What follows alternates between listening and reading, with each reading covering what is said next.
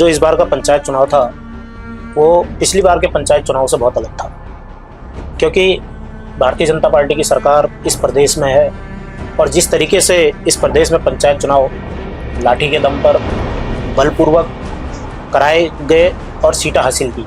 और एक चुनौती रामनगर में भी थी। यहाँ पे जो ब्लॉक प्रमुख की सीट है वो महिला थी। मैंने अपनी पत्नी को इस चुनाव में उतारा था और मैं खुद जेएस प्रमुख का चुनाव लड़ा।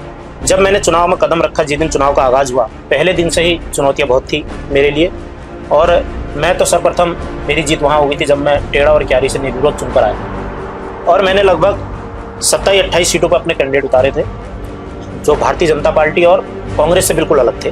जो मेरे समर्थक थे, जो हमेशा मेरे समर्थक रहे हैं, हर चुनाव में मेरे समर्थक रहे, मैंने उनको जो है कैंडिडेट बनाकर उतारा और उनमें से 15 कैंडिडेट हमारे जीत के आए, जिसमें से एक कैंडिडेट हमारा चला गया था, वो हमारे साथ नहीं रहा, लेकिन 14 हमारे पास थे। 16 में जीत, जो जादुई अंक था जीत का वो 16 था और वो 16 का जादुई अंक मैंने 31 तारीख को जब रिजल्ट आया तो 1 तारीख को जब मैं 5 बजे सोया और 7 बजे उठा तो उसी दिन मैंने 16 का जादुई अंक मैंने पार किया। और भारतीय जनता पार्टी और कांग्रेस ने तो हाथ मिला लिया, क्योंकि कांग्रेस के पास कुछ करने को था नहीं। यहाँ पे कुछ उनके पास बीडीसी मेंबर नहीं थे, 2 या 3 बीडीसी मेंबर उनके थे, उनमें से एक मेरे साथ आ गए थे, बाकी 2 जो कांग्रेस के यहाँ पे अपने को सर्वधार समझते हैं, उन्होंने भारतीय जनता पार्टी के विधायक जी को वो 2 कैंडिडेट सौंप दिए थे। तो चुनौतियाँ बहुत थी, दबाव बहुत था, शासन प्रशासन का दबाव बहुत था, क्योंकि मैं निर्दलीय था, मेरे पीछे किसी पार्टी का टैग नहीं था।